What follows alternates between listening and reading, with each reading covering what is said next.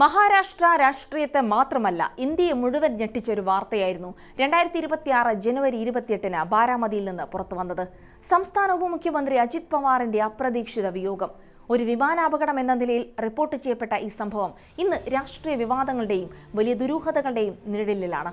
ഇത് വെറുമൊരു അപകടമാണോ അതോ ആസൂത്രിതമായ ഒരു കൊലപാതകമാണോ എന്ന ചോദ്യമാണ് ഇപ്പോൾ ഉയരുന്നത്. അജിത് പവാറിന്റെ മരണവുമായി ബന്ധപ്പെട്ട് ഇപ്പോൾ ഉയരുന്ന പ്രധാനപ്പെട്ട വിവാദങ്ങൾ പരിശോധിക്കാം. സ്വാഗതം ഇൻഡെപ്തിലേക്ക്.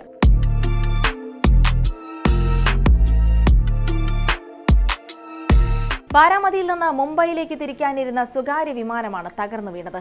പ്രാഥമിക റിപ്പോർട്ടുകൾ പ്രകാരം മോശം കാലാവസ്ഥയും കാഴ്ചാപരിധി കുറഞ്ഞതുമായിരുന്നു അപകടത്തിന് കാരണം. എന്നാൽ ഈ വാദത്തെ പാടെ തള്ളിക്കളയുന്ന ചില ഘടകങ്ങളാണ് പിന്നീട് പുറത്തു വന്നത്.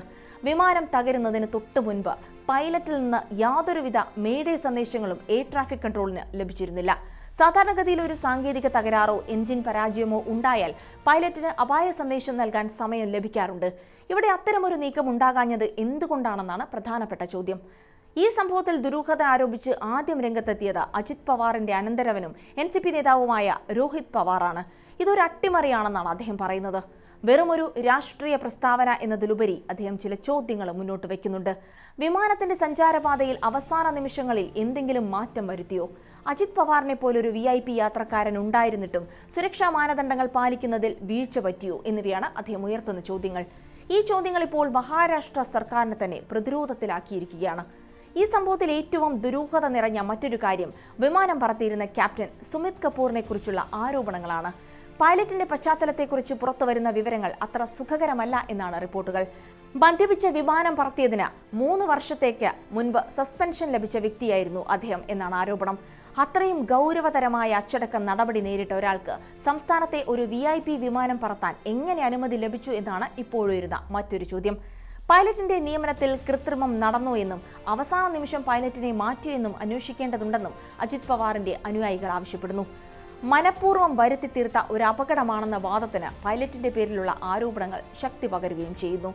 നിലവിൽ മഹാരാഷ്ട്ര CID ആണ് കേസ് അന്വേഷിക്കുന്നത്. എന്നാൽ ഈ അന്വേഷണത്തിൽ കുടുംബാംഗങ്ങൾക്കും ഒരു വിഭാഗം രാഷ്ട്രീയ നേതാക്കൾക്കും തൃപ്തിയില്ല.